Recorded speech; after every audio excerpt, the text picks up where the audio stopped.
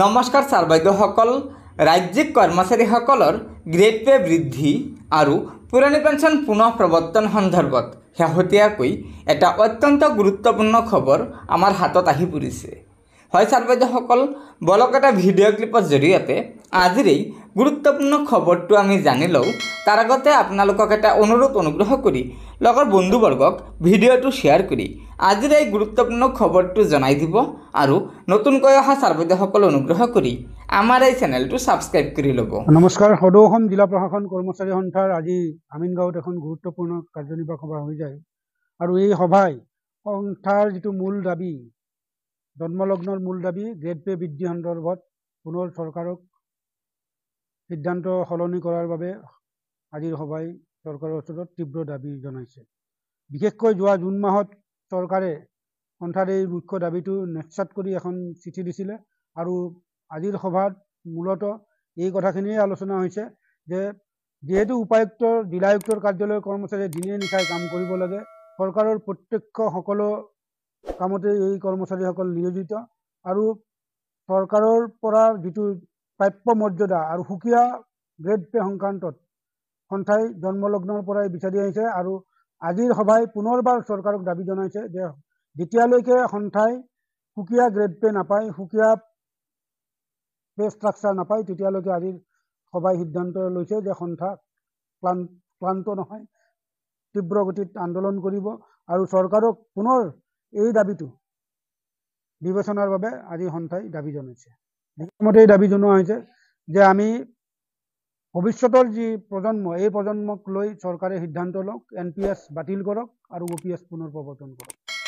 এইটো আমাৰ মুখ্য দাবী। দুটা দাবী আমাৰ মুখ্য দাবী। এটা হৈছে জিলা পৰ্যায়ৰ কৰ্মচাৰীসকলক, জিলা প্ৰশাসনৰ কৰ্মচাৰীক সুকীয়া মৰ্যাদা প্ৰদান কৰি বৰ্ধিত গ্ৰেড পে প্ৰদান কৰক আৰু NPS বাতিল কৰক। আজিৰ সন্থাৰ জিলা প্ৰশাসন কৰ্মচাৰী সন্থাৰ এই দুটা মুখ্য দাবী।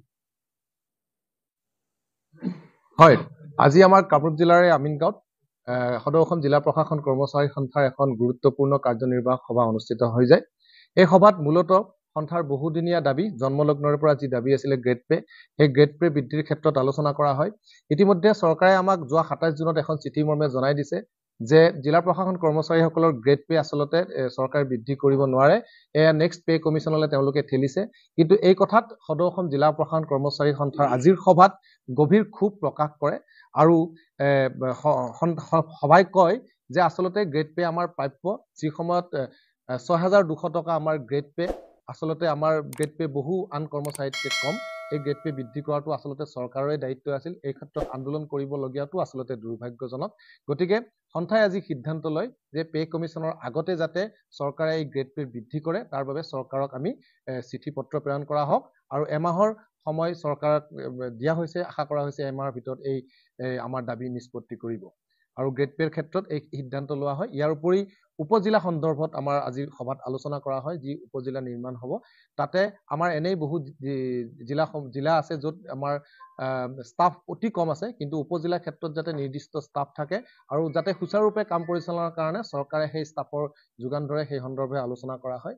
আৰু লগতে NPS সম্পৰ্কে আলোচনা কৰা হয় যে সভাই আগৰ লোৱা সিদ্ধান্ত, যি সিদ্ধান্ত আছে যে সদৌ অসম চৰকাৰী NPS কৰ্মচাৰী সন্থাই যি কাৰ্যসূচী গ্ৰহণ কৰে সেই কাৰ্যসূচীত আমাৰ সদায় সহযোগ কৰি থাকিব আৰু OPS প্ৰাপ্তিৰ কাৰণে আমাৰ জিলা প্ৰশাসন কৰ্মচাৰী সন্থাই সদায় কাম কৰি যাব। আজিৰ সভাত মূলত এইখিনি কথাই আলোচনা। ধন্যবাদ। হয় ছাৰ বাইদেউসকল, সদৌ অসম জিলা প্ৰশাসন কৰ্মচাৰী সন্থাই ৰাজ্য চৰকাৰক এই সংবাদমেলৰ জৰিয়তে আহ্বান জনাইছে যে জিলা প্ৰশাসন কৰ্মচাৰীসকলৰ বাবে পৃথকে গ্ৰেড পে নিৰ্ধাৰণ কৰিব লাগে। আনহাতে বৰ্তমান সময়ত চৰকাৰী কৰ্মচাৰীসকলৰ মুখ্য দাবী হৈছে NPS ব্যৱস্থা বাতিল কৰি OPS পুনৰ প্ৰৱৰ্তন কৰা আৰু চৰকাৰী কৰ্মচাৰীসকলৰ এই মুখ্য দাবী অতি শীঘ্ৰে পূৰণ কৰিবলৈ সদৌ অসম জিলা প্ৰশাসন কৰ্মচাৰী সন্থাই ৰাজ্য চৰকাৰক আহ্বান জনাইছে। গতিকে ছাৰ বাইদেউসকল, এয়া নিশ্চয় ৰাজ্যিক কৰ্মচাৰীসকলৰ বাবে এটা অত্যন্ত গুৰুত্বপূৰ্ণ খবৰ। আশা কৰিছোঁ লগৰ বন্ধুবৰ্গক এই ভিডিঅ'টো শ্বেয়াৰ কৰি আজিৰ এই গুৰুত্বপূৰ্ণ খবৰটো জনাই দিব আৰু নতুনকৈ অহা ছাৰ বাইদেউসকল অনুগ্ৰহ কৰি আমাৰ এই চেনেলটো ছাবস্ক্ৰাইব কৰি ল'ব। ধন্যবাদ।